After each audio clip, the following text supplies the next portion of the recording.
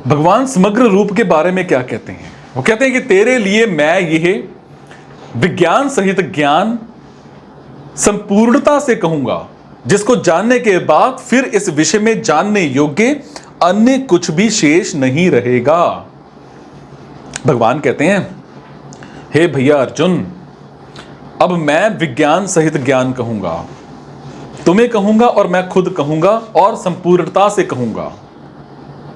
ऐसे तो हर एक आदमी हर एक गुरु से मेरे स्वरूप के बारे में सुनता है और उससे लाभ भी होता है, परंतु तुम्हें मैं खुद कह रहा हूं। खुद कौन?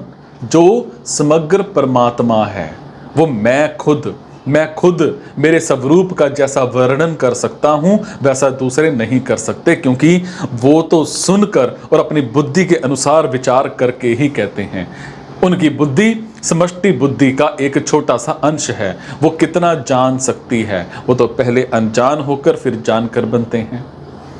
पर मैं सदा अलुप्त ज्ञान हूं। मेरे में अनजानपना ना है, न कभी था और ना होगा और ना होना संभव ही है। इसीलिए मैं तेरे लिए उस तत्व का वर्णन करूंगा जिसको जानने के बाद और कुछ जानना बाकी नहीं रह जाएगा। 10वें अध्याय के 16वें श्लोक में अर्जुन कहते हैं कि आप अपनी सब की सब विभूतियों को कहने में समर्थ हो। तो उसके उत्तर में भगवान कहते हैं कि मेरे विस्तार का अंत नहीं है, इसीलिए मैं प्रधानता से कहूंगा। फिर अंत में कहते हैं कि मेरी विभूतियों का अंत नहीं है। यहां भगवान कहते हैं कि मैं विज्ञान सहित ज्ञान को संपूर्णता से कहूंगा, शेष नहीं रखूंगा, कुछ नहीं रखूंगा। इसका मतलब यह समझना चाहिए कि मैं तत्व से कहूंगा। तत्व से कहने के बाद कहना जानना कुछ भी बाकी नहीं रहेगा।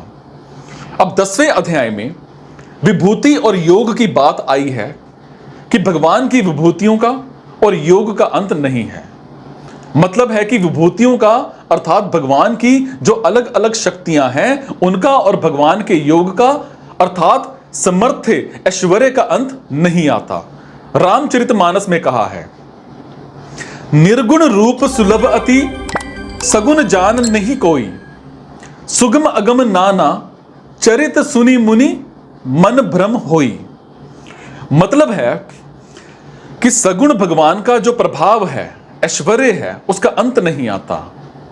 जब अंत ही नहीं आता तब उसको जानना मनुष्य की बुद्धि के बाहर की बात है, परंतु जो वास्तविक तत्व है उसको मनुष्य सुगमता से समझ सकता है। जैसे सोने के गहने कितने होते हैं, इसको मनुष्य नहीं जान सकता क्योंकि गहनों का अंत नहीं है, परंतु उन सब गहनों में तत्व से एक सोना ही है, इसको तो मनुष्य जान ही सकता है। ऐसे ही परमात्मा की संपूर्ण विभूतियों और सामर्थ्य को कोई जान नहीं सकता, परंतु उन सब में तत्व से एक परमात्मा ही है, इसको तो मनुष्य तत्व से जान ही सकता है।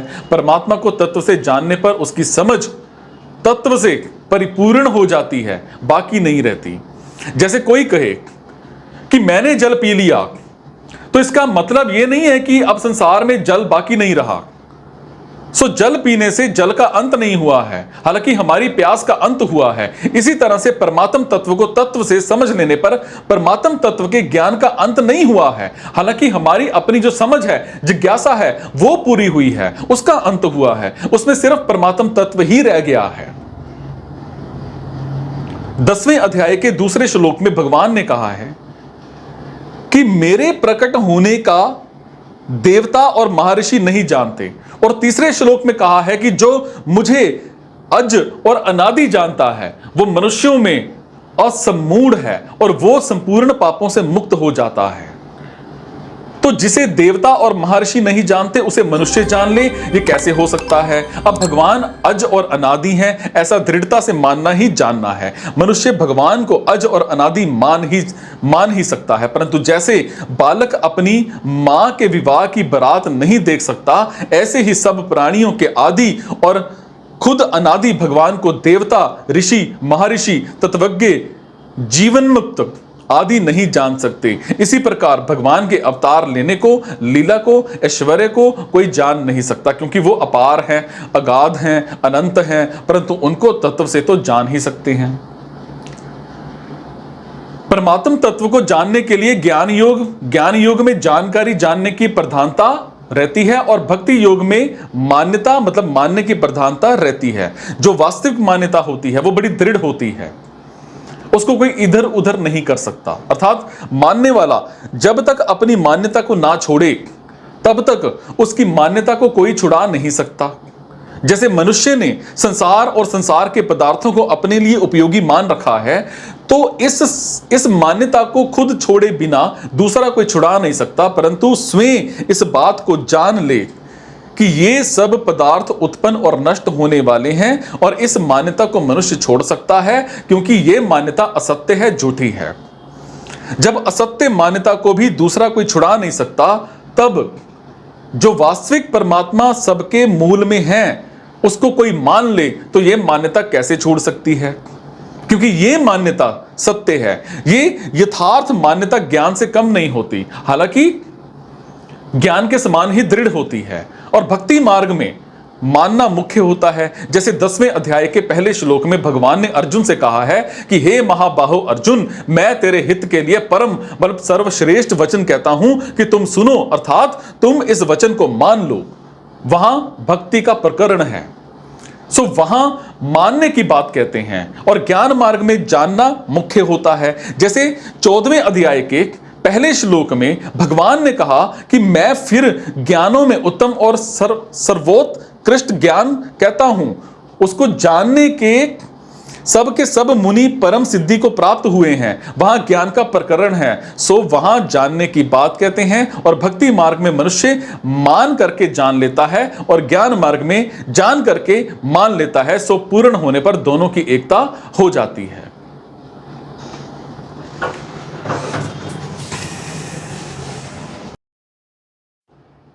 शरणागति के प्राय आश्रय, अवलंबन, अधीनता, प्रपत्ति और सहारा, ये सभी शब्द शरणागति के प्रायवाचक होते हुए भी अपना अलग अर्थ रखते हैं। जैसे आश्रय,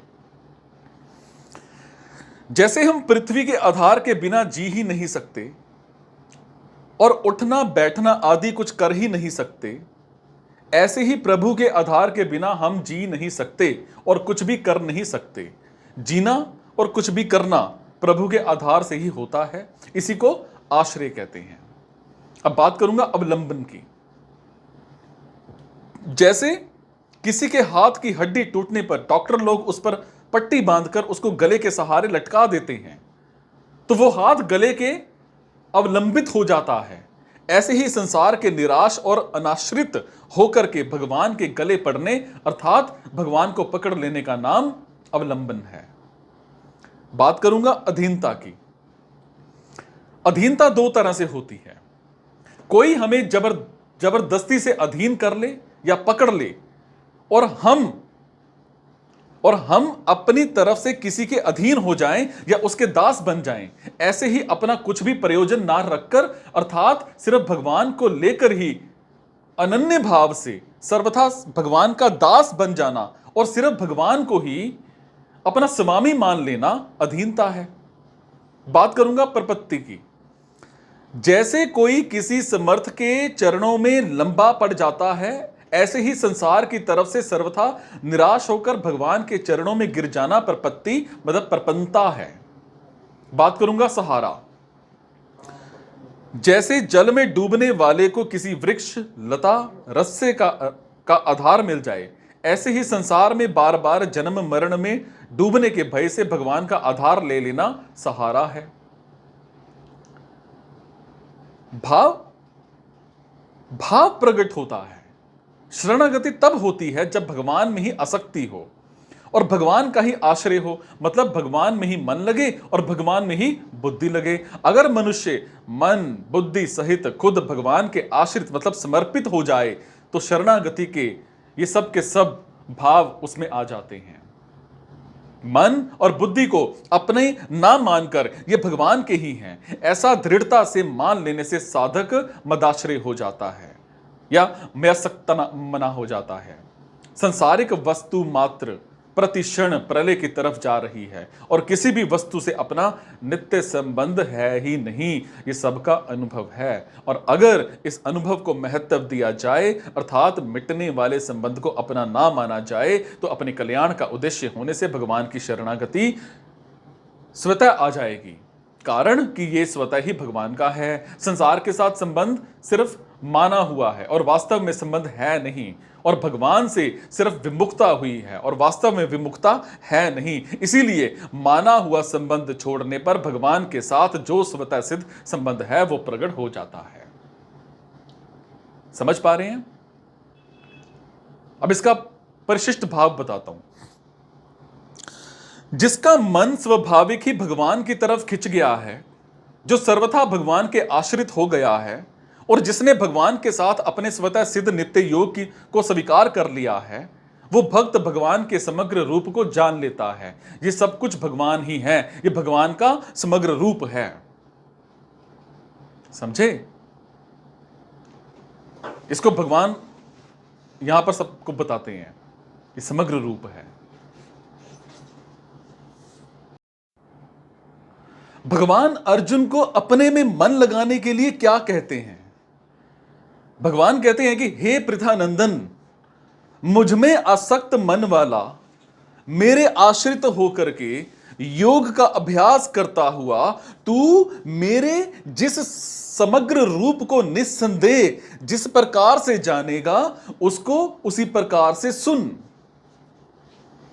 मेरे में ही जिसका मन आसक्त हो गया है, मतलब ज्यादा स्नेह के कारण जिसका मन स्वाभाविक ही मेरे में लग गया है, चिपक गया है, उसको मेरी याद करनी नहीं पड़ती।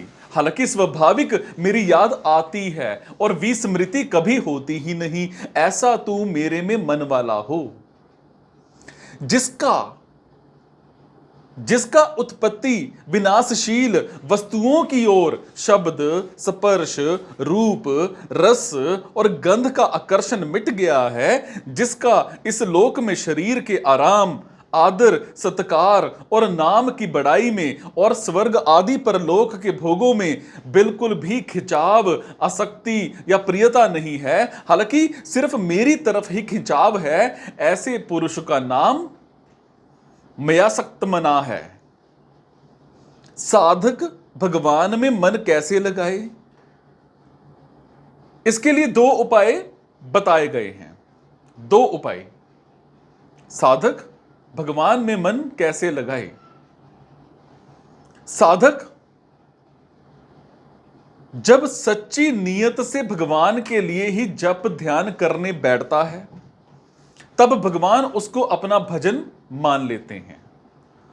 जैसे कोई धनी आदमी किसी नौकर से कह दे कि तुम यहां बैठो, कोई काम होगा तो तुम्हारे को बता देंगे। किसी दिन उस नौकर को मालिक ने कोई काम नहीं बताया, वो नौकर दिन भर खाली बैठा रहा और शासक को क्या करता रहा, और शाम को मालिक से कहता है कि मेरे को पैसे दीजिए। तो मालिक कहता है तुम सारे दिन बैठे रहे, पैसे किस बात के? वो नौकर कहता है बाबूजी सारे दिन बैठा रहा इस बात के। इस तरह से जब एक मनुष्य के लिए बैठने वाले को भी पैसे मिलते हैं, तब जो सिर्फ भगवान में मन लगाने के लिए सच्ची लगन से बैठता है, उसका बैठना क्या भगवान निरर्थक मानेंगे? मतलब यह हुआ कि जो भगवान में मन लगाने के लिए भगवान का आश्रय लेकर के भगवान के ही भरोसे बैठता है, वो भगवान की कृपा से भगवान में मन वाला हो जाता है। भगवान सब जगह हैं तो यहां भी हैं, क्योंकि अगर यहां नहीं है तो भगवान सब जगह है, यह कहना नहीं बनता। भगवान सब समय में है तो इस समय भी है, क्योंकि अगर इस समय नहीं है तो भगवान सब समय में है, यह कहना नहीं बनता। भगवान सब में है तो मेरे में भी है, क्योंकि अगर मेरे में नहीं है तो भगवान सब में है, यह कहना नहीं बनता। भगवान सबके हैं तो मेरे भी हैं, क्योंकि अगर मेरे नहीं है तो भगवान सबके हैं, यह कहना भी नहीं बनता। इसीलिए भगवान यहां हैं, अभी हैं, अपने में हैं और अपने हैं। कोई देश, काल, वस्तु, व्यक्ति, परिस्थिति, घटना और क्रिया उनसे रहित नहीं है। उनसे रहित होना संभव ही नहीं है। इस बात को दृढ़ता से मानते हुए भगवन नाम में, प्राण में, मन में, बुद्धि में, शरीर के कण कण में परमात्मा है, इस भाव की जागृति रखते हुए नाम जप करें तो साधक बहुत जल्दी भगवान में मन वाला हो सकता है। जिसको केवल मेरी ही आशा है, मेरा ही भरोसा है, मेरा ही सहारा है, मेरा ही विश्वास है और जो सर्वथा मेरे ही आश्रित रहता है वो मदाश्रय है। किसी न किसी का आश्रय लेना इस जीव का स्वभाव है। परमात्मा का अंश होने से यह जीव अपने अंशी को ढूंढता है, परंतु जब तक इसके लक्ष्य में, उद्देश्य में परमात्मा नहीं होते तब तक ये शरीर के साथ संबंध जोड़े रहता है और शरीर जिसका अंश है उस संसार की तरफ खींचता है। वो ये मानने लगता है कि इससे ही मेरे को कुछ मिलेगा, इसी से मैं निहाल हो जाऊंगा, जो कुछ होगा वो संसार से ही होगा। परंतु जब ये भगवान को ही सर्वोपरि मान लेता है तब ये भगवान में आसक्त हो जाता है और भगवान का ही आश्रय ले लेता है। संसार का मतलब धन, संपत्ति, वैभव, विद्या, बुद्धि, योग्यता, कुटुंब, इन सभी का जो आश्रय है ना वो नाशवान है, मिटने वाला है, स्थिर रहने वाला नहीं है, वो सदा रहने वाला नहीं है और सदा के लिए पूर्ति और तृप्ति कराने वाला भी नहीं है।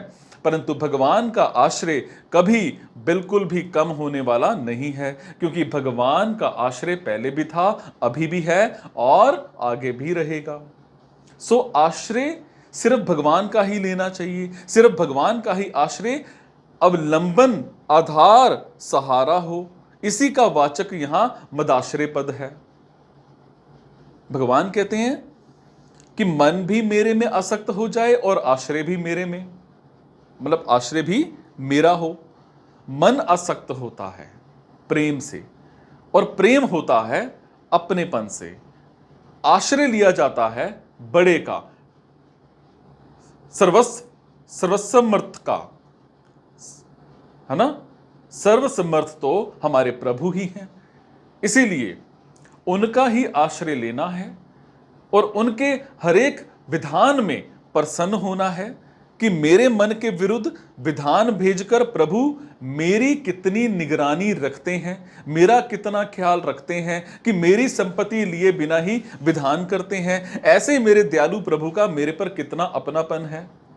सो मेरे को कभी किसी वस्तु, व्यक्ति, परिस्थिति आदि की बिल्कुल भी जरूरत नहीं है। इस प्रकार भगवान के आश्रित रहना ही मदाश्रय होना है। भगवान के साथ जो खुद सिद्ध अखंड संबंध है, उस संबंध को मानता हुआ और सिद्धि असिद्धि में सम रहता हुआ साधक जप, ध्यान, कीर्तन करने में, भगवान की लीला और स्वरूप का चिंतन करने में स्वाभाविक ही अटल भाव से लगा रहता है। उसकी चेष्टा स्वाभाविक ही भगवान के अनुकूल होती है। जब साधक भगवान में असक्त मन वाला और भगवान के ही आश्रय वाला होगा तब वो अभ्यास क्या करेगा, कौन सा योग करेगा, वो भगवत संबंधी अथवा संसार संबंधी जो भी काम करता है वो सब योग का ही अभ्यास है। मतलब है कि जिससे परमात्मा का संबंध हो जाए वो काम करता है और जिससे परमात्मा का वियोग हो जाए वो काम नहीं करता है।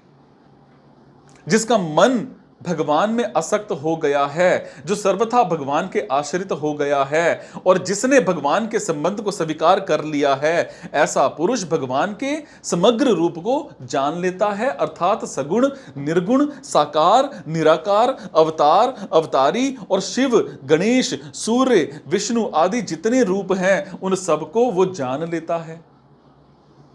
भगवान अपने भक्त की बात कहते कहते अघाते नहीं हैं और कहते हैं कि ज्ञान मार्ग से चलने वाला तो मेरे को जान सकता है और प्राप्त कर सकता है, परंतु भक्ति से मेरा भक्त समग्र रूप को जान सकता है और इष्ट का अर्थात जिस रूप से मेरी उपासना करता है उस रूप का दर्शन भी कर सकता है। तू जिस प्रकार जान सके वो प्रकार भी कहूंगा।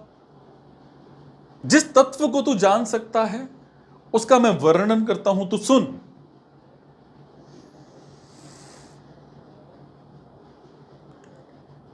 ये बात भगवान बोलते हैं कि तू इस बात को सुन और आसक्ति सिर्फ मेरे में ही हो, आश्रय भी सिर्फ मेरा ही हो, फिर योग का अभ्यास किया जाए तो मेरे समग्र रूप को जान लेगा। ऐसा कहने में भगवान का मतलब है कि अगर मनुष्य की आसक्ति भोगों में है और आश्रय रुपए पैसे कुटुंब आदि का है तो कर्म योग ज्ञान योग ध्यान योग आदि किसी योग का अभ्यास करता हुआ भी मेरे को नहीं जान सकता। मेरे समग्र रूप को जानने के लिए तो मेरे में ही प्रेम हो, मेरा ही आश्रय हो, मेरे से किसी भी कार्य पूर्ति की इच्छा ना हो, ऐसा होना चाहिए और ऐसा नहीं होना चाहिए। इस कामना को छोड़कर भगवान जो करते हैं वही होना चाहिए और भगवान जो नहीं करना चाहते वो नहीं होना चाहिए। इस भाव से सिर्फ मेरा आश्रय लेता है वो मेरे समग्र रूप को जान लेता है। इसलिए भगवान अर्जुन को कहते हैं कि तू मुदाश्रय हो जा। परमात्मा के साथ वास्तविक संबंध का नाम योगम है और उस संबंध को अखंड भाव से मानने का नाम युजन है। मतलब यह है कि मन बुद्धि इंद्रियां आदि के साथ संबंध मानकर अपने में मैं रूप से जो एक व्यक्तित्व मान रखा है उसको नाम मानते हुए परमात्मा के साथ जो अपनी वास्तविक अभिन्नता है उसका अनुभव करता रहे। और वास्तव में योगम युजम की इतनी जरूरत नहीं है जितनी जरूरत संसार की आसक्ति और आश्रय छोड़ने की है। और संसार की आसक्ति और आश्रय छोड़ने से परमात्मा का चिंतन खुद स्वाभाविक होगा और संपूर्ण क्रियाएं निष्काम भाव पूर्वक होने लगेंगी। फिर भगवान को जानने के लिए उसको कोई अभ्यास नहीं करना पड़ेगा। इसका मतलब यह है कि जिसका संसार की तरफ खिंचाव है और जिसके अंतःकरण में उत्पत्ति विनाशशील वस्तुओं का महत्व बैठा हुआ है वो परमात्मा के वास्तविक स्वरूप को नहीं जान सकता, कारण कि उसकी आसक्ति कामना महत्वता संसार में है, जिससे संसार में परमात्मा के परिपूर्ण रहते हुए भी वो उनको नहीं जान सकता।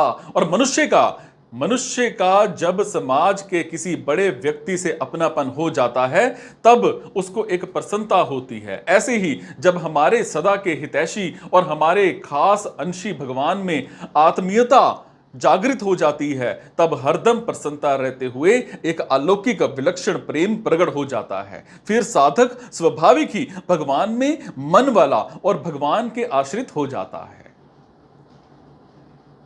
अब इस बात को अच्छे से समझिए।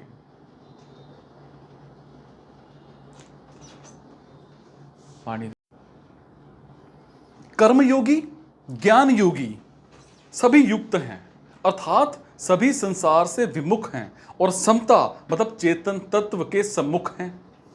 उनमें भी भक्ति योगी को सर्वश्रेष्ठ बताने का मतलब है कि ये जीव परमात्मा का अंश है पर संसार के साथ अपना संबंध मान करके बंध गया है। जब ये संसार शरीर के साथ माने हुए संबंध को छोड़ देता है तब ये स्वाधीन और सुखी हो जाता है। इस स्वाधीनता का भी एक भोग होता है, हालांकि इस स्वाधीनता में पदार्थों व्यक्तियों क्रियाओं परिस्थितियों आदि की कोई पराधीनता नहीं रहती। फिर भी इस स्वाधीनता को लेकर जो सुख होता है अर्थात मेरे मन में दुख नहीं है, संताप नहीं है, लेश मात्र भी कोई इच्छा नहीं है, ये जो सुख का भोग होता है ना, ये स्वाधीनता में भी परिच्छिन्नता मतलब पराधीनता है। इसमें संसार के साथ सूक्ष्म संबंध बना हुआ है, इसीलिए इसको ब्रह्म भूत अवस्था कहा गया है। जब तक सुख के अनुभव में स्वतंत्रता मालूम देती है तब तक सूक्ष्म अहंकार रहता है, परंतु इसी स्थिति में ब्रह्मभूत अवस्था में स्थित रहने से वो अहंकार भी मिट जाता है। कारण की प्रकृति और उसके कार्य के साथ संबंध ना रखने से प्रकृति का अंश अहम अपने आप शांत हो जाता है। मतलब है कि कर्म योगी ज्ञान योगी भी अंत में समय पाकर अहंकार से रहित हो जाते हैं, परंतु भक्ति योगी तो आरंभ से ही भगवान का हो जाता है। सो उसका अहंकार आरंभ में ही समाप्त हो जाता है। ऐसी बात गीता में भी देखने में आती है कि जहां सिद्ध कर्म योगी ज्ञान योगी और भक्ति योगी के लक्षणों का वर्णन हुआ है, वहां कर्म योगी और ज्ञान योगी के लक्षणों में तो करुणा और कोमलता देखने में नहीं आती, पर भक्तों के लक्षणों में देखने में आती है। इसीलिए सिद्ध भक्त के लक्षणों में तो मतलब ये चीजें आती हैं, पर सिद्ध कर्म योगी और ज्ञान योगी के लक्षणों में ऐसे पद नहीं आए हैं। मतलब है कि भक्त पहले से ही छोटा होकर के चलता है। सो उसमें नम्रता, कोमलता, भगवान के विधान में प्रसन्नता, ये सब विलक्षण बातें साधन अवस्था में भी आ जाती हैं और सिद्ध अवस्था में वो बातें विशेषता से आ जाती हैं। इसीलिए भक्त में सूक्ष्म अहंकार भी नहीं रहता। इन्हीं कारणों से भगवान ने भक्त को सर्वश्रेष्ठ कहा है। शांति, स्वाधीनता आदि का रस चिन्मय होते हुए भी अखंड है, परंतु भक्ति रस चिन्मय होते हुए भी प्रतिक्षण वर्धमान है, अर्थात वो नित्य नवीन रूप से बढ़ता ही रहता है, कभी घटता नहीं, मिटता नहीं और पूरा होता नहीं। ऐसे रस की, प्रेमानंद की भूख भगवान को भी है। भगवान की इस भूख की पूर्ति भक्त ही करता है। इसीलिए भगवान भक्त को सर्वश्रेष्ठ मानते हैं। इसमें एक बात और समझने की है कि कर्म योग और ज्ञान योग, इन दोनों में तो साधक की अपनी निष्ठा स्थिति होती है, पर भक्त की अपनी कोई स्वतंत्र निष्ठा नहीं होती। भक्त तो सर्वथा भगवान के ही आश्रित रहता है, भगवान पर ही निर्भर रहता है, भगवान की प्रसन्नता में ही प्रसन्न रहता है। उसको अपने उद्धार की भी चिंता नहीं होती, हमारा क्या होगा, इधर उसका ध्यान ही नहीं जाता। ऐसे भगवनिष्ठ भक्त का सारा भार, सारी देखभाल भगवान पर ही आती है। अब मनुष्य की स्थिति वही होती है जहां उसके मन बुद्धि वाले होते हैं। समझ पा रहे हैं? भक्त का मन जो भगवान में लगा है और श्रद्धावान में उसकी बुद्धि भगवान में लगी है। सो भगवान में गाढ़ आत्मीयता होने से ऐसा भक्त भगवान में ही स्थित है। कर्म योगी, ज्ञान योगी, ध्यान योगी, हठ योगी, लय योगी, राज योगी, ये जितने भी योगी हो सकते हैं, उन सब योगियों में भगवान का भक्त सर्वश्रेष्ठ है। अपने भक्त के विषय में ऐसी बात भगवान ने और जगह भी कही है। परमात्म प्राप्ति के सभी साधनों में भक्ति मुख्य है, और इतना ही नहीं, सभी साधनों का जो अंत है भक्ति में ही होता है। कर्म योग, ज्ञान योग आदि तो साधन है, पर भक्ति साध्य है। भक्ति इतनी व्यापक है कि वो प्रत्येक साधन के आदि में भी है और अंत में भी है। भक्ति हरेक साधन के आरंभ में परमार्थिक आकर्षण करती है। समझ पा रहे हैं? आकर्षण करती है, आकर्षण के रूप में रहती है, क्योंकि परमात्मा में आकर्षण हुए बिना कोई मनुष्य साधन में लग ही नहीं सकता। और साधन के अंत में भक्ति प्रतिक्षण वर्धमान प्रेम के रूप में रहती है। इसीलिए ब्रह्मसूत्र में अन्य सब धर्मों की अपेक्षा भगवती विषय धर्म को श्रेष्ठ बताया गया है। समझे? बंद हो गया सी। पूर्व श्लोक में भगवान ने योगी की प्रशंसा करके अर्जुन को योगी होने की आज्ञा दी। परंतु कर्म योगी, ज्ञान योगी, ध्यान योगी, भक्ति योगी आदि में से कौन सा योगी होना चाहिए, इसके लिए अर्जुन को स्पष्ट रूप से आज्ञा नहीं दी। इसीलिए अब भगवान आगे के श्लोक में अर्जुन भक्ति योगी बने, इस उद्देश्य से भक्ति योगी की विशेष महिमा कहते हैं। मतलब भगवान भक्ति योगी के बारे में क्या कहते हैं? कहते हैं कि संपूर्ण योगियों में भी जो श्रद्धावान भक्त मुझ में तल्लीन हुए मन से मेरा भजन करता है, वो मेरे मत में सर्वश्रेष्ठ योगी है। जिनमें जड़ता से संबंध विच्छेद करने की मुख्यता है, जो कर्म योग, संख्य योग, हठ योग, मंत्र योग, लय योग आदि साधनों के द्वारा अपने स्वरूप की प्राप्ति अनुभव में ही लगे हुए हैं, वो योगी सकाम तपस्वियों, ज्ञानियों और कर्मियों से श्रेष्ठ हैं। परंतु उन संपूर्ण योगियों में भी सिर्फ मेरे साथ संबंध जोड़ने वाला भक्ति योगी श्रेष्ठ है। जो मेरे पर श्रद्धा और विश्वास करता है, अर्थात जिसके अंदर मेरी ही सत्ता महत्वता है, ऐसा वो श्रद्धावान भक्त मेरे में लगे हुए मन से मेरा भजन करता है। मैं भगवान का हूं और भगवान मेरे हैं। इस प्रकार जब खुद का भगवान में अपनापन हो जाता है, तब मन खुद ही भगवान में लग जाता है, तल्लीन हो जाता है।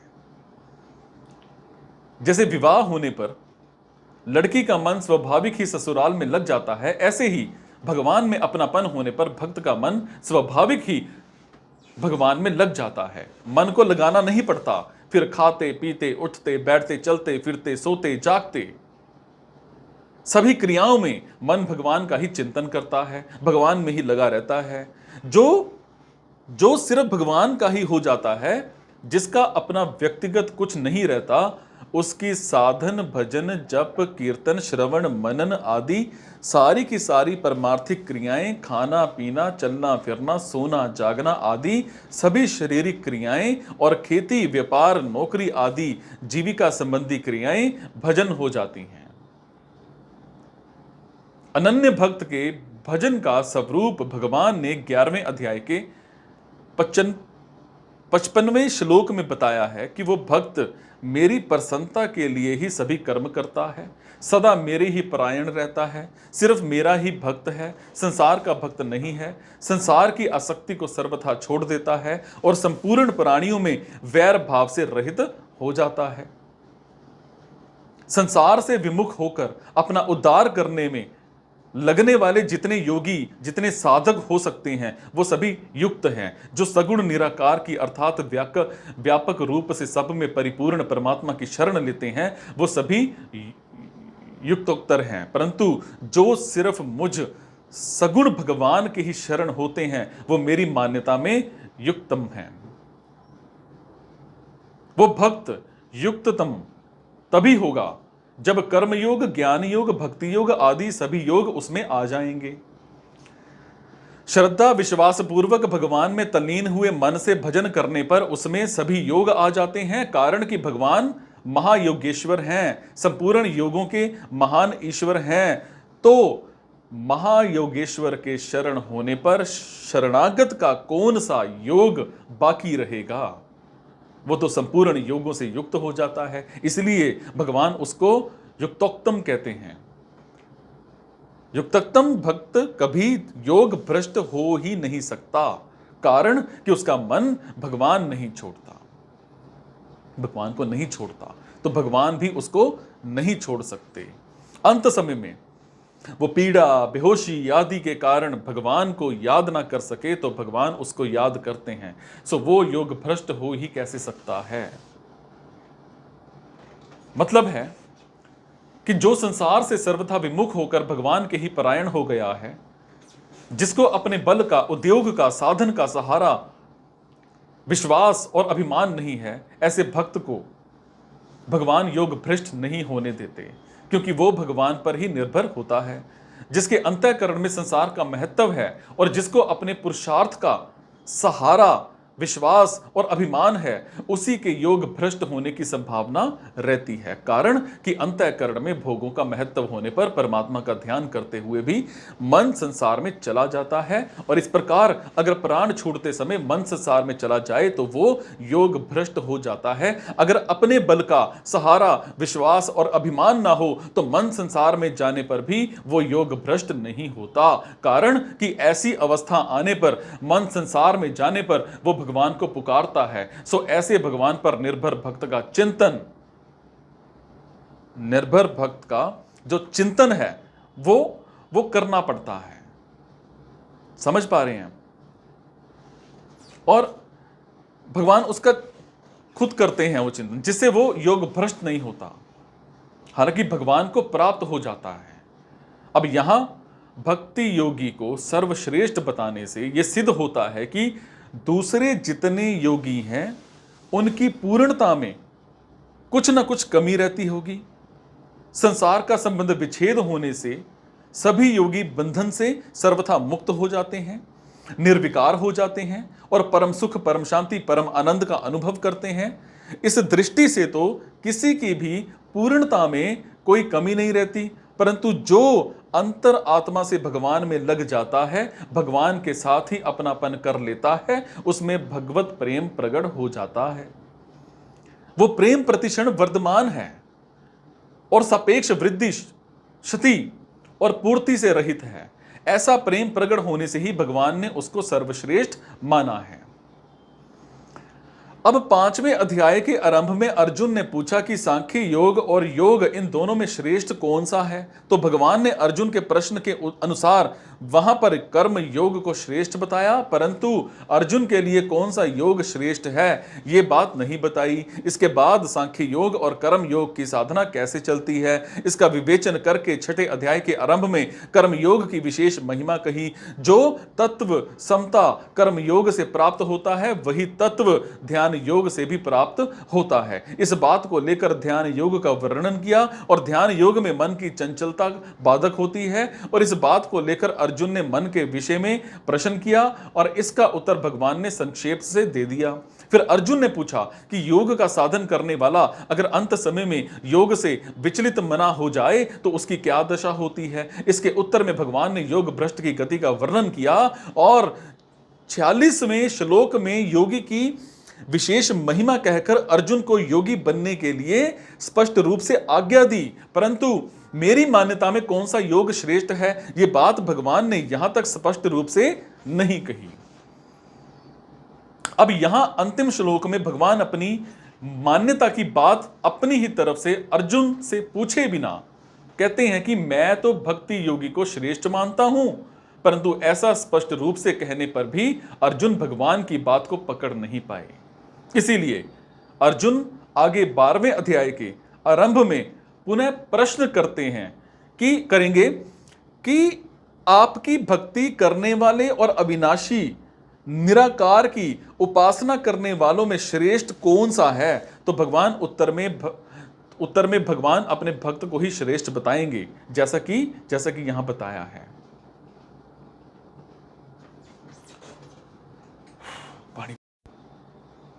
योग भ्रष्ट का इस लोक और परलोक में पतन नहीं होता।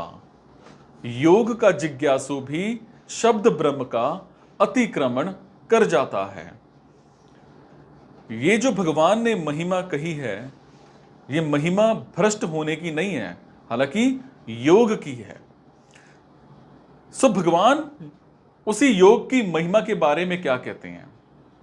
भगवान कहते हैं कि सकाम भाव वाले तपस्वियों से भी योगी श्रेष्ठ हैं, ज्ञानियों से भी योगी श्रेष्ठ हैं, और कर्मियों से भी योगी श्रेष्ठ हैं। ऐसा मेरा मत है। सो हे अर्जुन तू योगी हो जा। रिद्धि सिद्धि आदि को पाने के लिए जो भूख प्यास सर्दी गर्मी आदि का कष्ट सहते हैं वो तपस्वी हैं। इन सकाम तपस्वियों से परमार्थिक रुचि वाला ध्येय वाला योगी श्रेष्ठ है। अब शास्त्रों को जानने वाले पढ़े लिखे विद्वानों को यहां ज्ञानी समझना चाहिए।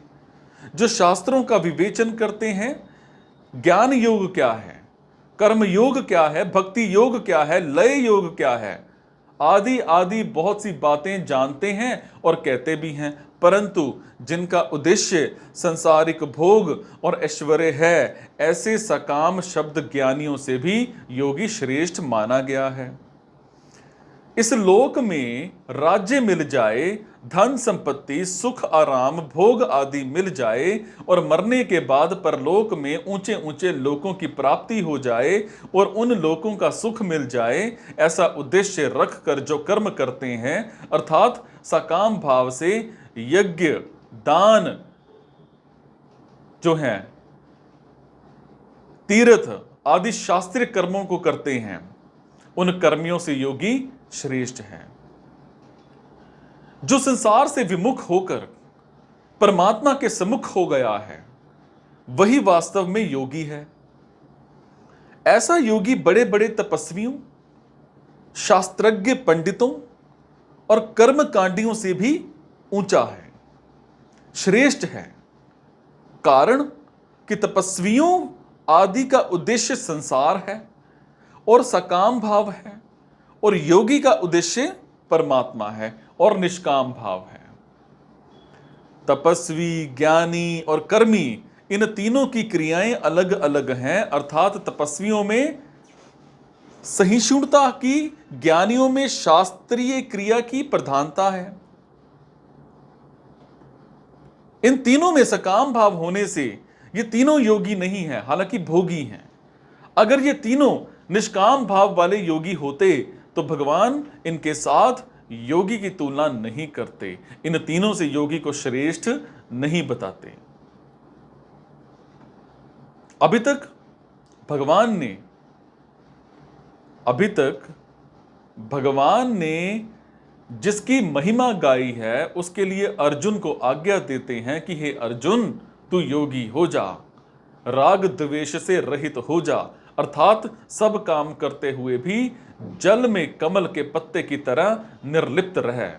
यही बात भगवान ने आगे भी बताई है। अर्जुन ने प्रार्थना की थी कि आप मेरे लिए एक निश्चित श्रेय की बात कहिए। तो इस पर भगवान ने सांख्य योग, कर्म योग, ध्यान योग की बातें बताई। पर इस श्लोक से पहले कहीं भी अर्जुन को यह आज्ञा नहीं दी कि तुम ऐसे बन जाओ, इस मार्ग में लग जाओ। अब यहां भगवान अर्जुन की प्रार्थना के उत्तर में आज्ञा देते हैं कि तुम योगी हो जाओ, क्योंकि यही तुम्हारे लिए एक निश्चित श्रेय है। भोगी का विभाग अलग है और योगी का विभाग अलग है। भोगी योगी नहीं होता और योगी भोगी नहीं होता। जिनमें सकाम भाव होता है वो भोगी होते हैं, और जिनमें निष्काम भाव होता है वो योगी होते हैं। इसलिए सकाम भाव वाले तपस्वी, ज्ञानी और कर्मी से भी निष्काम भाव वाला योगी श्रेष्ठ है।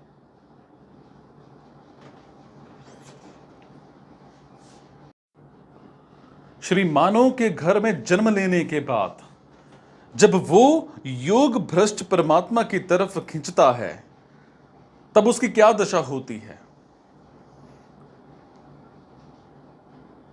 योगियों के कुल में जन्म लेने और वहां विशेषता से यत्न करने के कारण सुगमता से परमात्मा को प्राप्त हो जाता है।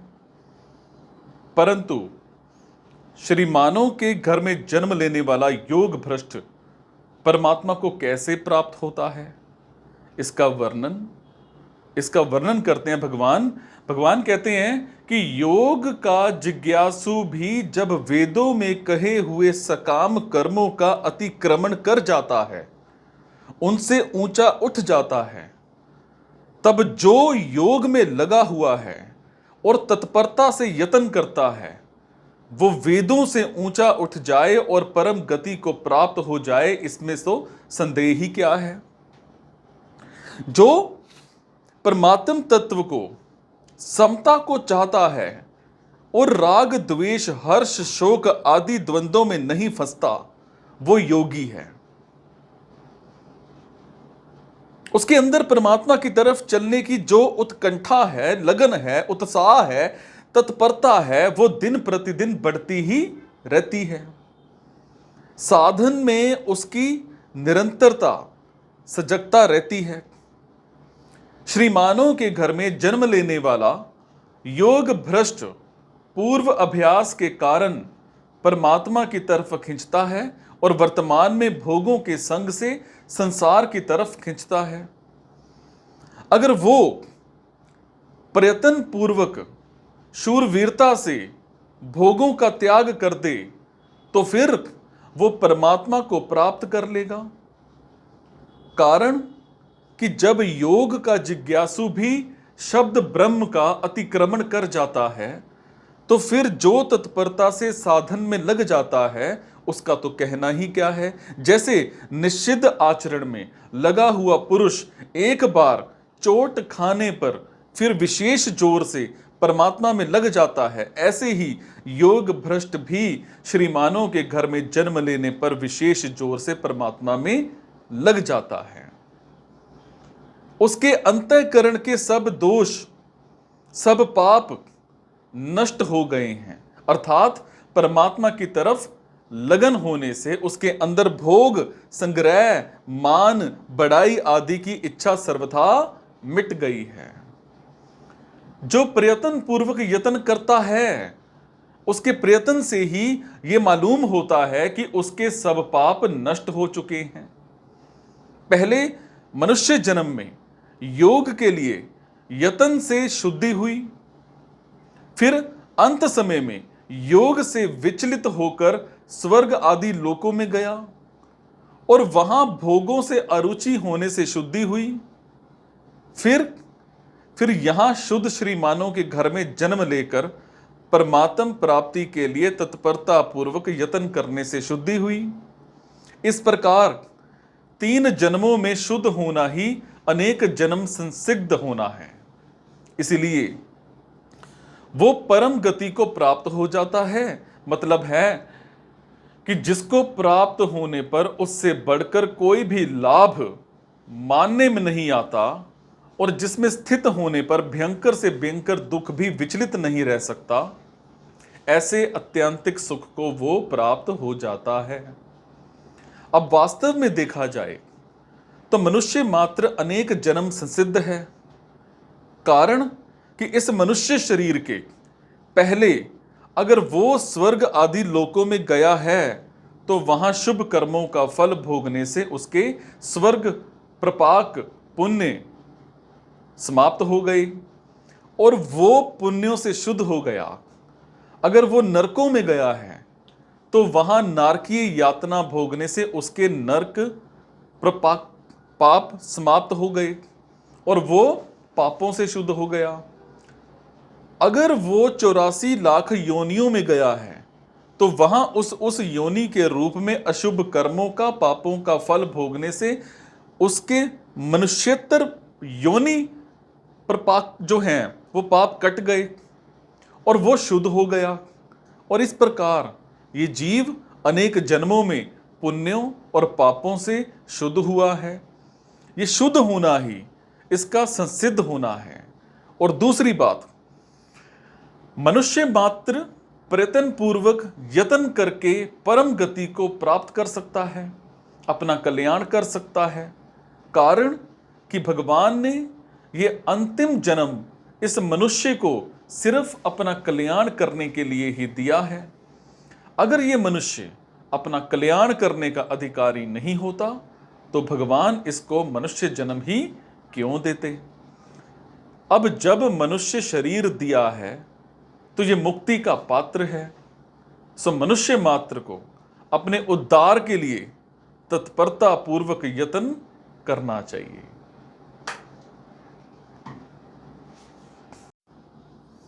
Ratan Tata inspiring business course.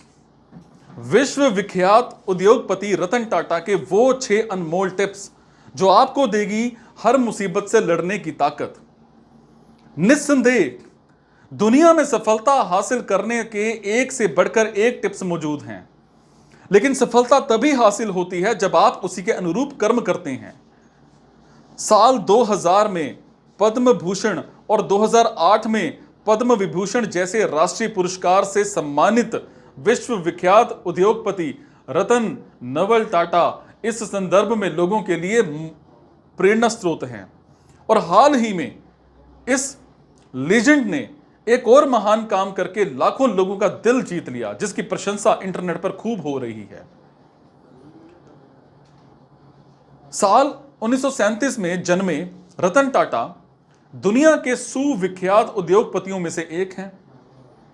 उन्होंने पिछले कुछ टाइम पहले पुणे निवासी अपने पूर्व कर्मचारी से मिलने के लिए मुंबई से पुणे तक सड़क मार्ग से यात्रा की। अपने कर्मचारियों के प्रति उनकी इस निष्ठा की गूंज उन दिनों सोशल मीडिया पर खूब वायरल हुई थी। हालांकि ऐसा कई बार हो चुका है। इस दिग्गज और महान उद्योगपति की सफलता के कुछ अनमोल टिप्स मैं आपको बताने वाला हूं। वो कहते हैं कि जिंदगी में उतार चढ़ाव बड़े इंपॉर्टेंट हैं। ये हमें खुद को बरकरार रखने में मदद करता है, ठीक उस ईसीजी की तरह जिसकी सीधी स्पॉट रेखा सही यही दर्शाती है कि हम जीवित नहीं हैं। वो कहते हैं कि बड़ा लक्ष्य यही एकमात्र तरीका है जिसके माध्यम से आप अपने सपनों का पीछा करके उसे साकार कर सकते हैं। रतन टाटा जीवन में सफलता हासिल करने के लिए बड़े लक्ष्य के महत्व पर जोर देते थे। अगर आप तेज गति से चलना चाहते हैं तो बेहतर होगा अकेले चलें, लेकिन अगर आप दूर तक चलना चाहते हैं तो किसी का साथ लेकर के चलें। वो कहते थे कि कभी भी किसी भी समस्याओं या फिर चुनौतियों से दूर ना भागें, क्योंकि सफलता हमेशा चुनौतियों में ही छिपी होती है और चुनौतियां ही सफलता की पूर्व शर्त होती हैं। वो कहते थे कि विश्वास एक अनमोल संपत्ति होती है। बिजनेस में हम जिनके साथ काम करते हैं उन पर विश्वास करना बहुत जरूरी है। हर दिन को महत्व दें। प्रातःकाल के साथ ही अपनी योजनाएं प्रॉपर डेवलप करें। हर सफल व्यक्ति अपनी योजना सुबह होते ही निर्धारित कर लेते हैं, फिर उस योजना को सीरियल वाइज करना उसका अगला गोल होता है। जो भी व्यक्ति जिंदगी में बड़ा बनना चाहता है या कुछ हासिल करना चाहता है, उसके लिए टिप्स बहुत कारगर होंगे। बस आप इन पर अमल कीजिए। प्रोफेशनल ब्लॉगिंग के लिए घर पर ऑफिस का सेटअप कैसे करें? ब्लॉगिंग वो एक्टिविटी है जिसमें इंटरनेट के माध्यम से जानकारी शेयर की जाती है और ब्लॉगिंग से पैसे भी कमाए जा सकते हैं। कुछ ऐसे लोग भी हैं जिन्हें ब्लॉगिंग इतनी पसंद आई कि उन्होंने इसे अपना करियर बना लिया। ब्लॉगिंग को करियर बनाने के कई फायदे भी हैं। ब्लॉग शुरू करने के लिए आपको किसी दूसरे बिजनेस की तरह बहुत सारा पैसा नहीं लगाना पड़ता और 2 से 3 महीनों के परिश्रम से ही आप कमाने भी लगते हैं। अपना खुद का ब्लॉग बनाने के लिए आपको सिर्फ डोमेन नेम और होस्टिंग सर्विस ही खरीदना होता है और आप अपना खुद का ब्लॉग सेट कर सकते हैं। लेकिन एक ब्लॉग शुरू करने के लिए आपको कुछ बातें ध्यान रखनी होंगी। आपको अपने ऑफिस के लिए भारी भरकम किराया देने की जरूरत नहीं है। आप अपने घर में ही एक ऑफिस का सेटअप बना सकते हैं और पैसे कमाना शुरू कर सकते हैं। लेकिन एक ब्लॉग शुरू करने के लिए आपको कुछ बातें ध्यान रखनी होंगी। आपको अपने ऑफिस के लिए भारी भरकम किराया देने की जरूरत नहीं है। वास्तविकता यह है कि कई प्रोफेशनल ब्लॉगर्स जैसे हर्ष अग्रवाल shoutmeloud.com के जो ऑनर हैं, घर से ही काम करते हैं। उन्हें ब्लॉगिंग के लिए मोटिवेशन बनाए रखने के लिए अपने रूटीन में कई सारे बदलाव करने पड़ते हैं। जरा सोचिए, क्या आप साल के 365 दिनों तक पजामे में ही काम कर सकते हैं? अगर आपको अपने शरीर को खराब नहीं करना है तो आपको एक तरह के सिस्टम की जरूरत होगी। आपको एक अच्छी टेबल चेयर चाहिए होगी जिससे कि आपका लंबे समय तक काम करना आपकी हेल्थ पर भारी ना पड़े। यह सब कुछ बस एक होम ऑफिस सेटअप करने से मिल सकता है। यहां मैं कुछ ऐसे टिप्स देने जा रहा हूं जो आपको घर पर ही ऑफिस सेट करने में मदद करेंगे। मैं घर पर ऑफिस सेटअप कैसे करूं? आपको अपनी रीढ़ की हड्डी को नुकसान पहुंचा करके ब्लॉगिंग नहीं करनी चाहिए। बहुत सारे ब्लॉगर्स अपने बिस्तर से ही आर्टिकल लिखना पसंद करते हैं। आपको अपनी हाइट के अनुसार सही साइज की टेबल और चेयर चुननी चाहिए और ये रियलिटी में आपकी प्रोडक्टिविटी बढ़ाएगी। एक ऐसी चेयर का यूज करें जिसमें हाइट को एडजस्ट कर सकें, मनचाहा झुकाव दे सकें और जिसमें नीचे व्हील लगे हों, जिससे आप काम करते समय आरामदायक और स्थिर महसूस कर सकें। अगर आप टेबल चेयर पर ज्यादा खर्च नहीं करना चाहते हैं तो आप आसानी से OLX पर यूज किया हुआ फर्नीचर ढूंढ सकते हैं। और खास तौर पर एक प्रो ब्लॉगर होने पर या वर्क फ्रॉम होम यूजर होने पर आप बैक पेन की शिकायत से ग्रसित हो सकते हैं या आप पूरे दिन थकान से पीड़ित हो सकते हैं। आपको निश्चित रूप से एक सही टेबल चेयर का इस्तेमाल शुरू कर देना चाहिए। इसके अलावा यह भी सुनिश्चित करें कि आप ऐसी चेयर खरीदें जो आपकी पीठ की सपोर्ट करें। अब यूज प्रॉपर डेस्कटॉप और लैपटॉप। आप अपनी आवश्यकता के अनुसार डेस्कटॉप या लैपटॉप चुन सकते हैं। अगर आपको ट्रैवलिंग करते हुए काम करना पड़ता है तो आपको लैपटॉप लेना चाहिए, लेकिन अगर आप घर से ही काम कर सकते हैं तो फिर आपको डेस्कटॉप कंप्यूटर लेना चाहिए। और इसके अलावा आप ड्यूल स्क्रीन मॉनिटर्स भी ले सकते हैं या लैपटॉप या फिर डेस्कटॉप दोनों भी ले सकते हैं। और याद रखें, कंप्यूटर एक प्रोडक्टिव टूल है, इसीलिए अपनी जरूरत के हिसाब से ही एक अच्छा कंप्यूटर लें। सबसे ज्यादा खर्चा या सबसे अधिक चर्चा किया गया एक सिनेरियो यह है कि ड्यूल स्क्रीन मॉनिटर का इस्तेमाल करें या नहीं करें, और इसका जवाब आपके ऊपर ही डिपेंड करता है। अगर आपको एक एक्स्ट्रा मॉनिटर की वाकई जरूरत है तो आप अपने घर के टीवी को दूसरी स्क्रीन की तरह यूज कर सकते हैं, या आप अपने लिए एक HD मॉनिटर भी खरीद सकते हैं और HDMI और वीडियो मॉनिटर केबल के जरिए इसे एक्सटेंड कर सकते हैं। बात करूंगा इंटरनेट कनेक्शन की। ब्लॉगिंग के लिए आपको एक अच्छी स्पीड और उचित कनेक्टिविटी का इंटरनेट कनेक्शन होना जरूरी है।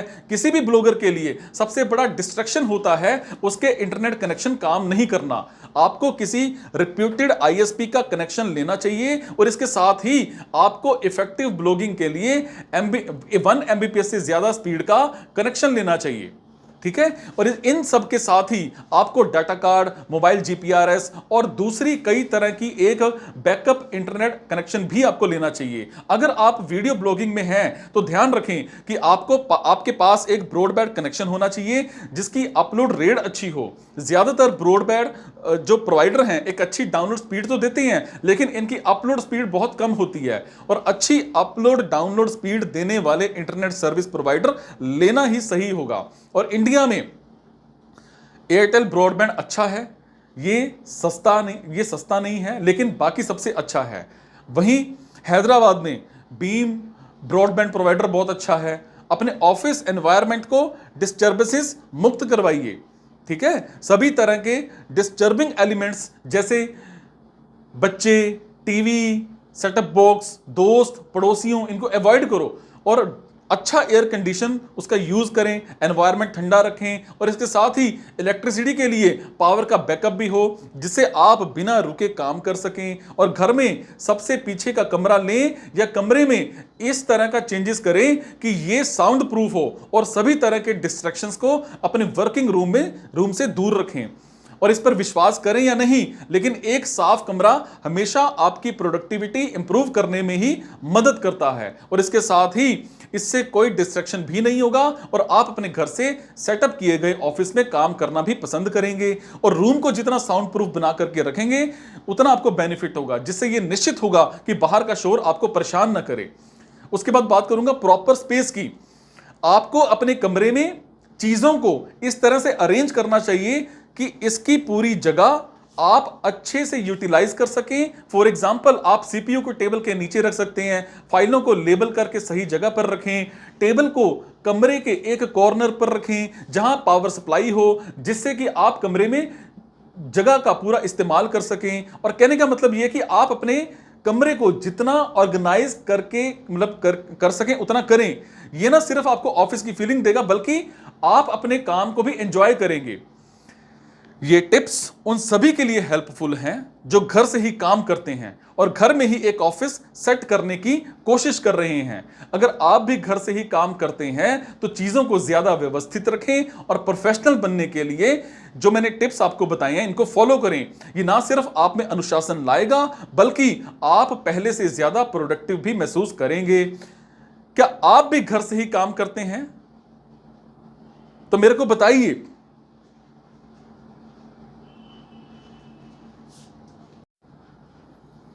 प्लम्बर, इंजीनियर और प्लम्बर का काम। एक प्लम्बर का काम पानी से रिलेटेड होता है। किसी भी घर या इमारत के बाथरूम या किचन में पानी के पाइप को जोड़ने और उनकी रिपेयर करने वाले को प्लम्बर कहा जाता है। और इसके अलावा बड़े बड़े सिटीज तक पाइप के द्वारा पानी लाना या शहरों से विलेजेस में पानी लेकर के जाना, ये सभी काम प्लम्बिंग इंजीनियरिंग की हेल्प से किए जाते हैं। अगर आप भी प्लम्बर इंजीनियर और प्लम्बर के काम के बारे में जानना चाहते हैं तो आज मेरी बात को ध्यान से सुनिएगा। प्लम्बर कैसे बने? अगर आप प्लम्बर या प्लम्बर इंजीनियर बनना चाहते हैं या आपका इंटरेस्ट प्लम्बिंग में है तो आपको इसके लिए प्लम्बिंग का कोर्स करना जरूरी है। और प्लम्बिंग का कोर्स बहुत अच्छा है और इसका आगे भी बहुत स्कोप है। प्लम्बर बनने के लिए आपको डिप्लोमा इन प्लम्बिंग टेक्नीशियन का कोर्स करना पड़ेगा। प्लम्बिंग कोर्स आप 8th और 10th के बाद कर सकते हैं और ये कोर्स 1 साल का होता है। ये कोर्स आपको प्राइवेट और सरकारी ITIs में मिलेगा। सबसे पहले बात करूंगा ITI प्लम्बर कोर्स या फिर ट्रेड। ये कोर्स आप किसी भी नजदीकी ITI से कर सकते हैं और ITI से प्लम्बर का कोर्स करने के लिए आपको 8th पास होना जरूरी है। ठीक है, ड्यूरेशन 1 साल की है। उसके बाद होती है इसकी ITI प्लम्बर अप्रेंटिसशिप।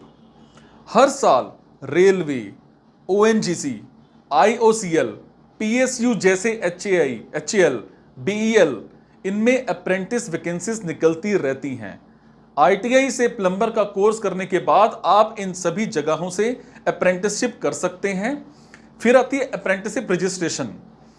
देखो, अप्रेंटिसशिप करने के लिए गवर्नमेंट ने नेशनल अप्रेंटिसशिप ट्रेनिंग स्कीम, जिसको हम NATS बोलते हैं, वो लागू की है, जिसके लिए आपको ऑनलाइन रजिस्ट्रेशन करना जरूरी है। अप्रेंटिसशिप ट्रेनिंग के बाद आपको एक सर्टिफिकेट दिया जाता है जो आपको प्लम्बर इंजीनियर और प्लम्बर का काम की तलाश करने के समय एक एक्सपीरियंस सर्टिफिकेट के रूप में काम आता है। बात करूंगा इंडियन प्लम्बिंग स्किल्स काउंसिल की, जिसको हम IPSC बोल देते हैं। देखो, Indian plumbing skills council IPSC सरकार के द्वारा बनाई गई एक संस्था है जो प्लम्बर्स के लिए काम करती है। भारत में 90% प्लम्बर ट्रेंड नहीं है, जिसके कारण प्लम्बर को अच्छी नौकरी नहीं मिलती और काम के अनुसार पैसे भी नहीं मिलते। अब IPSC ऐसे प्लम्बर्स को ट्रेनिंग देती है और उन्हें स्किल्ड बनाती है।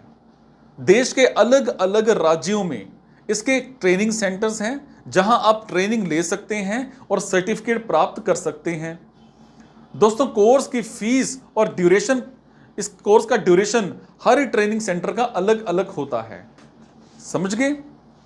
आप IPSC ट्रेनिंग सेंटर पर कॉल करिए, उनसे जानकारी लीजिए। ठीक है, अब बात करूंगा प्लम्बिंग वर्क की, प्लम्बर का काम। सबसे पहले बात करूंगा प्लम्बर जॉब की। जहां पर भी पानी की पाइपलाइन का इस्तेमाल होता है वहां पर प्लम्बर की जरूरत हमेशा पड़ती है। एक प्लम्बर प्राइवेट और सरकारी दोनों जगहों में काम कर सकता है, दोनों क्षेत्रों में काम कर सकता है। सरकारी सेक्टर में railways, electricity board, Indian oil rigs and companies, telephone department, airport etcetera, कुछ ऐसे डिपार्टमेंट हैं जहां आप एग्जाम के लिए अप्लाई कर सकते हैं। बात करूंगा बिजनेस की। प्लम्बर का कोर्स करने के बाद आप हार्डवेयर की दुकान भी खोल सकते हैं। उसके बाद अर्बन क्लैप, आप प्लम्बर का कोर्स करने के बाद आप अर्बन क्लैप में एक प्लम्बर के तौर पर जुड़ सकते हैं। फिर प्लम्बर की सैलरी की बात करूंगा। इंडिया में एक प्लम्बर की सैलरी उसके पद और उसके काम के अनुभव के ऊपर डिपेंड करती है। वैसे एक प्लम्बर की एवरेज सैलरी 15,000 से 20,000 मंथली होती है। समझ गए? कोई डाउट? बात करूंगा सुख सुविधा और आराम की। जो पेरेंट्स है ना, हमेशा अपने बच्चों के लिए सुख सुविधा वाले स्थान को ही चुनेंगे। बात जब छोटे बच्चों की हो तो यह और भी जरूरी हो जाता है। पेरेंट्स को प्ले स्कूल से उम्मीद रहती है कि वहां उनके बच्चे का दिन मौज मस्ती से भरा होगा। आपको इसी उम्मीद पर खरा उतरना होगा और इसके लिए सिर्फ आपको बच्चों की जरूरत का सभी सामान अपने प्ले स्कूल में रखना होगा। झूले, स्विमिंग पूल, टॉय कार, खिलौने, पढ़ने के लिए क्रिएटिव चीजें, है ना। अब बात करूंगा सुरक्षा की। इन दिनों पेरेंट्स अपने बच्चों की सुरक्षा को लेकर के बड़े चिंतित रहते हैं। इसीलिए आपको पेरेंट्स को भरोसा दिलाना होगा कि आपके प्ले स्कूल में बच्चे पूरी तरह से सुरक्षित हैं। आपको जो स्कूल है उसमें सीसीटीवी कैमरे लगवाने होंगे और इसके अलावा आपको अपने एरिया को ऐसा बनाना होगा ताकि बच्चों को खेलते समय चोट ना आए। अगर आपके बजट में है तो आप प्ले स्कूल के लिए एक गार्ड भी नियुक्त कर सकते हैं। बात करूंगा स्टाफ की। देखो, आपके प्ले स्कूल को अलग अलग रिक्वायरमेंट्स के लिए अलग अलग टाइप के स्टाफ के मेंबर्स की जरूरत पड़ती है और इसमें एक्टिविटी बेस्ड लर्निंग के लिए योग्य शिक्षक शामिल हैं, कई जो बच्चों को सिखाने के साथ साथ उनकी देखभाल कर सकें। एक रिसेप्शनिस्ट जो पेरेंट्स को प्ले स्कूल के बारे में अच्छे से बताए और नए बच्चों का रजिस्ट्रेशन करे। और इसके अलावा अगर आपके बजट में है तो आप एक ड्राइवर भी हायर कर सकते हैं जो बच्चों को समय से घर से प्ले स्कूल लेकर के आए और फिर वापस घर पर भी छोड़े।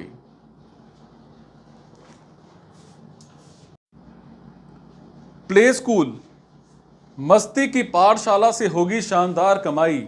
इन 4 बातों को ध्यान में रख करके करें शुरुआत। आज के समय में माता पिता अपने बच्चों को बचपन से अच्छे एनवायरनमेंट में रखना चाहते हैं और इसके लिए सभी पेरेंट्स अपने बच्चों के लिए प्ले स्कूल ढूंढते समय बेहद सावधानी बरतते हैं। एक अच्छा प्ले स्कूल इसीलिए ज़रूरी है क्योंकि यहाँ छोटे छोटे बच्चे अपने लाइफस्टाइल या एजुकेशन की शुरुआत करते हैं और प्ले स्कूल से बच्चे सीखने की शुरुआत करते हैं और यहाँ वो अपने जैसे दूसरे बच्चों से मिलते हैं और इसी के साथ बच्चे मानसिक रूप से भी ग्रोथ करते हैं और ये ग्रोथ अच्छी तरह हो, इसीलिए सभी माता पिता अपने बच्चों के लिए सर्वोत्तम प्ले स्कूल ढूंढते हैं।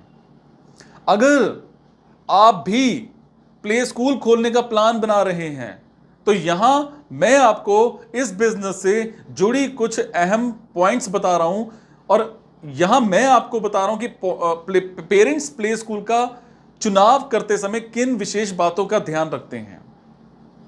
अगर आप इन बातों को ध्यान में रखते हैं तो आपका प्ले स्कूल बिजनेस जो है वो जरूर हिट होगा। सबसे पहले लोकेशन। इस बिजनेस में आपको लोकेशन का विशेष ध्यान देना होगा। लोकेशन ऐसी होनी चाहिए जो सभी के लिए इजी हो।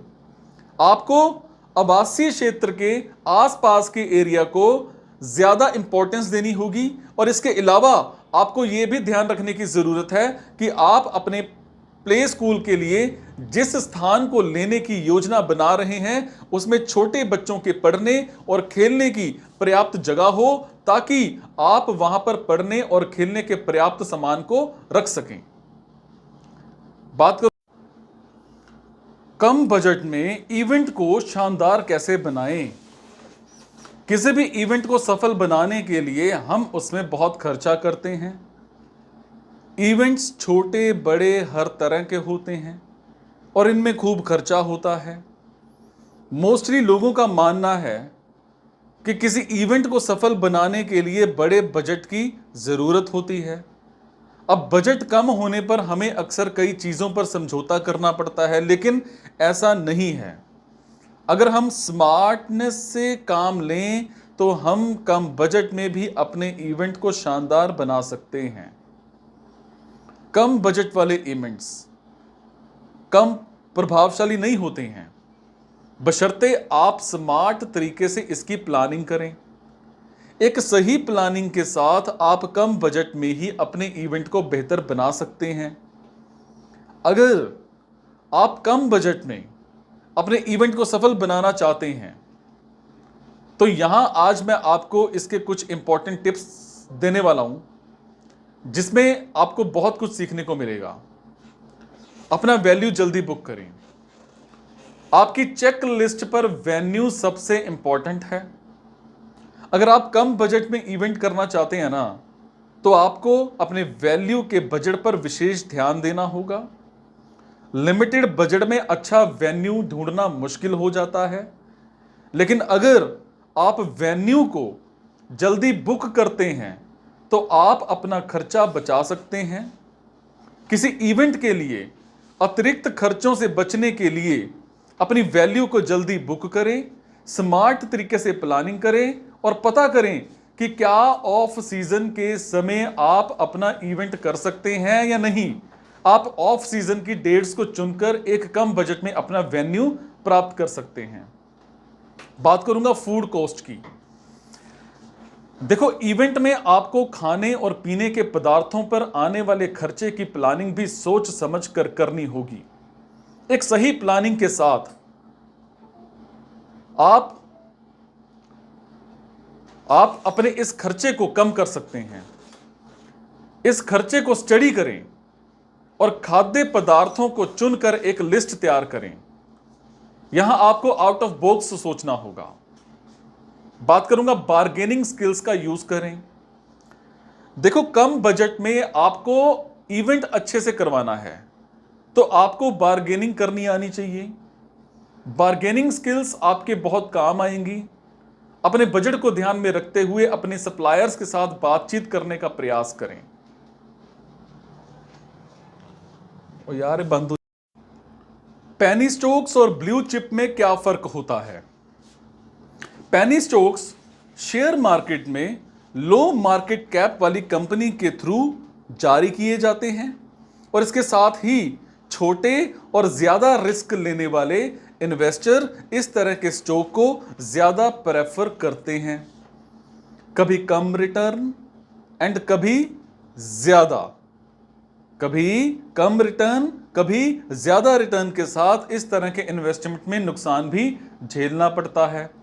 अब रिटेल इन्वेस्टर जो होते हैं मोस्टली पेनी स्टॉक्स को खरीदने में ही इंटरेस्ट रखते हैं, जबकि ब्लू चिप स्टॉक्स बहुत ही भरोसेमंद, पॉपुलर, हाई मार्केट कैप वाली कंपनियां होती हैं जो फाइनेंशियल लेवल पर मजबूत होती हैं और ये सेक्टर और मार्केट लीडर्स होती हैं जो कई बड़े उतार चढ़ाव में भी टिकी रहती हैं और लॉन्ग रन में इन्वेस्टर्स को काफी अच्छे रिटर्न प्रोवाइड करती हैं। For example HDFC bank, Tata steel, Reliance, है ना। अब बात करूंगा क्या पेनी स्टॉक में इन्वेस्ट करना चाहिए। देखो, मेरी राय में एक समझदार और वेल्थ क्रिएट करने वाला इन्वेस्टर हमेशा ही ऐसे स्टॉक से दूर रहता है क्योंकि उनका मानना है कि अच्छे रिटर्न के लिए अच्छी और फाइनेंशियली स्ट्रॉन्ग कंपनियों को चुनना ही सबसे जरूरी काम है। लेकिन फिर भी ऐसी कई कंपनियां होती हैं जिनकी फ्यूचर ग्रोथ पॉसिबिलिटी हाई रहती है लेकिन उनकी शेयर का प्राइस एक्चुअल प्राइस से कम चल रहा होता है। अब ऐसे में उन पेनी स्टॉक में किया गया इन्वेस्टमेंट काफी फायदे का सौदा माना जा सकता है।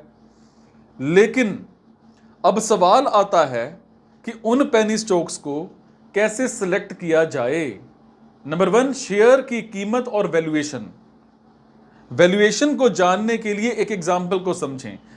जैसे कंपनी ए है, उसका टोटल आउटस्टैंडिंग शेयर है 10,000, पर शेयर प्राइस हो गया 10 रुपए, तो मार्केट कैप क्या है उसकी 10 multiplied by 10,000 is equal to 1 lakh rupees.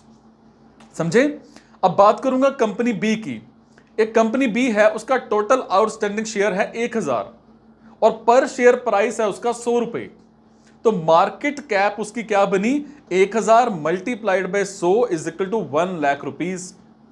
अब देखो, दो कंपनियों की एक कॉमन मार्केट कैप होने की सिचुएशन में कम स्टॉक प्राइस वाली कंपनी के पेनी स्टॉक को ज्यादा प्रेफरेंस दीजिए। इससे मुनाफा कमाने के ज्यादा पॉसिबिलिटी होती है। नंबर 2, मार्केट कैप का ध्यान रखें। आप स्मॉल कैप कंपनियों के शेयर को चुनने के बजाय ऐसे पेनी स्टॉक्स को सिलेक्ट कर सकते हैं जो मिड कैप हों, क्योंकि ऐसे में अच्छे रिटर्न मिलने के चांसेस ज्यादा होते हैं। नंबर 3, बबल बर्स्ट से बचें। कई बार पेनी स्टॉक जारी करने वाली कंपनियां मार्केट में झूठी खबर फैला करके अपनी कंपनी के इन्वेस्टमेंट को बढ़ाने की कोशिश करती हैं और इस तरह की खबरों के पीछे रियलिटी की जांच करें और बबल बर्स्ट से बचकर रियल मार्केट वैल्यू को पहचानने की कोशिश करें। नंबर 4, फाइनेंशियल डाटा देखें। मोस्ट इंपॉर्टेंटली, पैसा निवेश करने से पहले कंपनी के बैलेंस शीट को जरूर चेक करें और कंपेयर करें कि वो कंपनी अपनी ही तरह की अदर कंपनीज के कंपैरिजन में कैसा परफॉर्म कर रही है और साथ ही पिछले सालों में किस तरह के रिटर्न दिए हैं। अब बात करूंगा पेनी स्टॉक्स में इन्वेस्टमेंट कैसे करें। फर्स्टली, आपके पास एक डीमैट अकाउंट होना चाहिए जो कि आप इंडिया के टॉप ब्रोकर जेरोधा में खोल सकते हैं। समझ पा रहे हैं? उसके बाद आपको काइट ऐप डाउनलोड करनी होगी और लॉगिन कर लेना है, जिसके बाद आप अपने सिलेक्ट किए गए स्टॉक पर अपना निवेश कर सकते हैं। बात करूंगा शेयर खरीदने के लिए, पहले स्टॉक को सर्च करें, फिर उस पर आपने क्लिक करना है और अपनी क्वांटिटी एंटर करके ऑर्डर प्लेस कर लें, जिसके बाद कुछ ही दिनों में आपके अकाउंट में शेयर क्रेडिट कर दिए जाएंगे। सो कंक्लूजन क्या है? इस तरह हमने जाना पेनी स्टॉक्स क्या होते हैं और किस तरह की विशेषताओं के कारण रिटेल इन्वेस्टर्स के थ्रू इन्हें ज्यादा प्रायोरिटी दी जाती है। आशा है कि इस इंफॉर्मेशन से आपको पेनी स्टॉक्स और इन स्टॉक्स को आउटस्टैंड करने वाली कंपनियों को समझने में हेल्प मिली होगी। समझ पा रहे हैं मेरी बात को?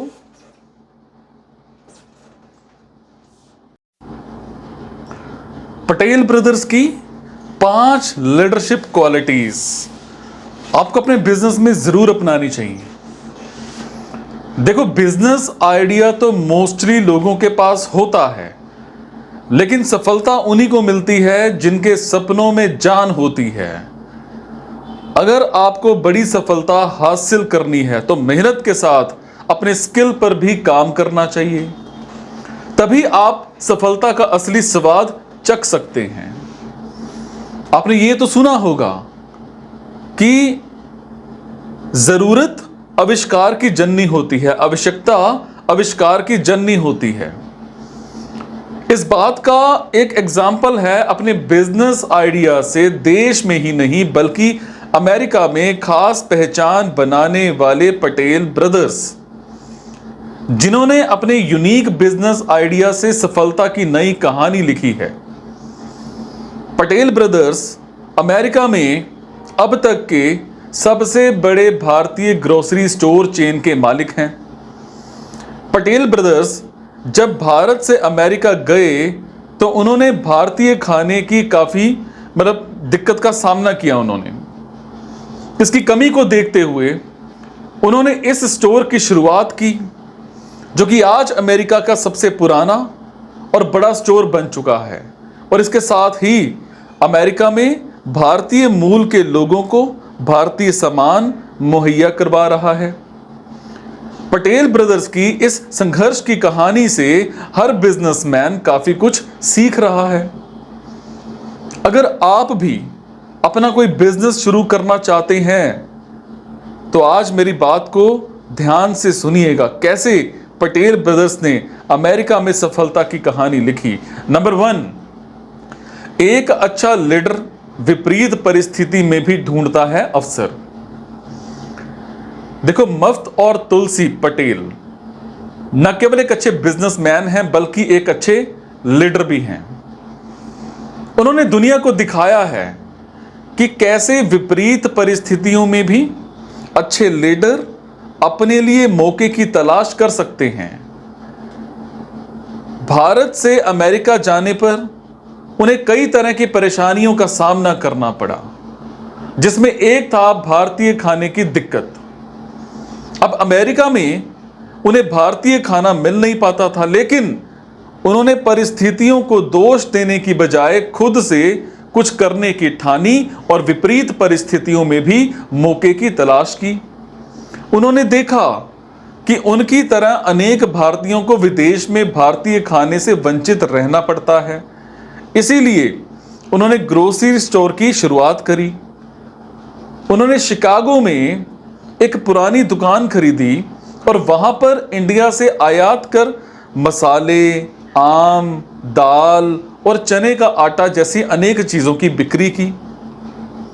नंबर 2, लीडर नए बदलाव से नहीं घबराता। अक्सर माना जाता है कि आवश्यकता आविष्कार की जननी होती है, और इसी को देखते हुए मुफ्त और तुलसी पटेल ने अमेरिका में नए करियर की शुरुआत की। कोई भी अच्छा लीडर नई चीजों को करने से नहीं घबराता है। वो नई परिस्थितियों में खुद को आसानी से ढाल लेता है और उसे अवसर के रूप में देखता है, तभी वो एक अच्छा लीडर बन पाता है। पटेल भाइयों ने भी यही किया। उन्होंने मौके की नजाकत को देखते हुए आपदा को अवसर में बदला और मौके की नजाकत को देखते हुए अमेरिका में भारतीय ग्रोसरी स्टोर को ही अपना करियर बनाने का निर्णय लिया। इनके इस आविष्कार की बदौलत अमेरिका के एक बड़े हिस्से में उन भारतीयों को अपने घर जैसा खाना मिलने लगा जो अमेरिका सभ्यता में लंबे समय तक रहकर भी उसे अपना नहीं पाए। साल 1968 से शुरू हुआ मुफ्त पटेल का सफर आज तक नहीं रुका और पारिवारिक और तमाम अप्रवासियों के सहयोग से ही बढ़ता चला गया। नंबर 3, अच्छा लीडर रिस्क लेने से नहीं घबराता या नहीं डरता। कहते हैं जो गिरा नहीं वो चलना नहीं सीख सकता। एक अच्छे लीडर की सबसे बड़ी यही खासियत होती है कि वो रिस्क लेता है, अपनी गलतियों से सीखता है और आगे बढ़ता है। अमेरिका में सफलता पाने वाले पटेल ब्रदर्स ने रिस्क लिया और ग्रोसरी स्टोर की शुरुआत की। उन्होंने जब ग्रोसरी बिजनेस की शुरुआत करने की सोची थी ना, तो उन्हें जरा भी अंदाजा नहीं था कि उनका यह बिजनेस इतनी सफलता पाएगा। उन्होंने बस रिस्क लेकर के इस बिजनेस को शुरू किया और पूरी लगन के साथ बिजनेस को सफल बनाने के लिए मेहनत की। नंबर 4, लीडर टीम वर्क में करते हैं भरोसा। देखो, ग्रोसरी स्टोर खोलना और उसे चलाना अकेले व्यक्ति का काम नहीं होता है। इसके लिए टीम की जरूरत होती है और एक अच्छा लीडर बनते हुए पटेल भाइयों ने अपने ग्रोसरी स्टोर में टीम के रूप में काम किया। और जिस तरह से अकेला चना भांड नहीं फोड़ सकता, उसी तरह से सिर्फ अकेला लीडर सफलता नहीं पा सकता। उसे टीम के अलग अलग लोगों के सहयोग की जरूरत होती है। मुफ्त पटेल इस बात को अच्छे से जानते थे और इसके लिए पहले मुफ्त पटेल ने अपने छोटे भाई तुलसी से संपर्क किया जो उस वक्त गुजरात में थे, और इसके बाद तुलसी और उनकी पत्नी 1971 में शिकागो आ गए और अपना ग्रोसरी स्टोर खोलने में मुफ्त को 3 साल लग गए और साल 1974 में पहला Patel brothers store 9000 square foot में खोला गया था। आज पटेल भाइयों का $140 मिलियन का बिक्री भंडार है। नंबर 5, लीडर के रूप में पाई अपार सफलता।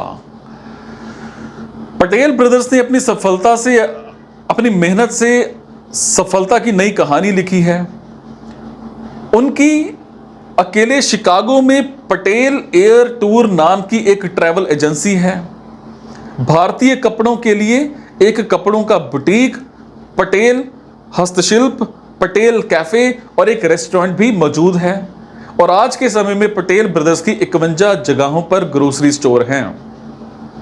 अब पटेल भाइयों की कहानी एक लीडर के रूप में सभी के लिए मोटिवेशन है। हर कोई उनकी इस कहानी से मोटिवेशन लेकर के आगे बढ़ सकता है। उन्होंने अपनी कड़ी मेहनत, लंबी सोच और स्किल से अपनी सफलता के शिखर को छुआ है। आज भी उनकी तरह लीडरशिप की क्वालिटी अपने अंदर विकसित कर आगे बढ़ सकते हैं। समझ पा रहे हैं?